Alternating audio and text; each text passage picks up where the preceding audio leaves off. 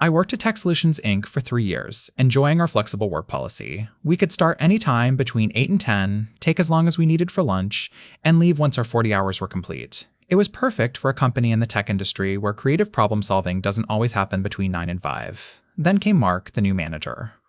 Mark's first team meeting was eye-opening. I've analyzed productivity metrics, he announced, and I found a direct correlation between working hours and output. Effective today, everyone will work 9 to 5 with a 1-hour lunch break. No exceptions. He installed time-tracking software that logged when we arrived and left our desks. Several people complained, but Mark was firm. This is about professionalism and accountability. Things got progressively worse. Mark implemented strict punctuality rules, docking pay for being even a minute late. He started sending emails at 80,030 p.m. expecting immediate responses. When someone pointed out the policy said working hours were 9 to 5, Mark replied, "The policy doesn't specify when you should check emails." He began scheduling mandatory overtime to catch up after implementing his new rules, completely missing the irony. After 3 weeks of this nonsense, Sarah, a senior developer with 10 years at the company, had an idea. "Why don't we just follow his rules exactly?" she suggested during lunch. "He wants us to work 9 to 5, so we'll work exactly 9 to 5. No more, no less. We'll take exactly 1 hour for lunch. We'll do nothing outside those hours." It was brilliant in its simplicity. We'd show him what his inflexibility really meant.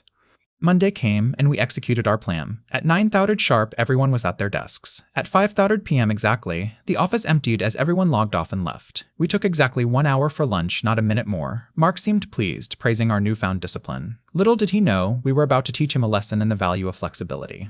The first signs of trouble came midweek. A critical bug that usually would have been fixed by someone staying late remained unfixed until morning. Client emails sent after 5 p.m. went unanswered until the next day. Mark noticed but attributed it to adjustment period. He started sending emails at 8:30 p.m. as usual, only to find responses weren't coming until 9 a.m. the next day. By Friday, Mark was visibly stressed. A major project was behind schedule because critical fixes couldn't be made outside working hours. "Team," he announced in a meeting, "I need you all to work this weekend to get back on track." There was a collective pause. "But Mark," Sarah asked sweetly, "our working hours are 9 to 5, right? And you said no exceptions." The room fell silent as Mark realized his predicament. The following week was catastrophic. The sales team lost a major client because they couldn't make a last-minute presentation adjustment. The marketing department missed a crucial deadline because their creative team left promptly at 5. The engineering team couldn't deploy a critical security patch because it required after-hours work. Productivity plummeted by 40%, and upper management noticed. The CEO called an emergency all-hands meeting. "What is happening to this company?" he demanded. Mark tried to explain, blaming adjustment issues. The CEO cut him off. "Show me the productivity reports from before and after your policy change."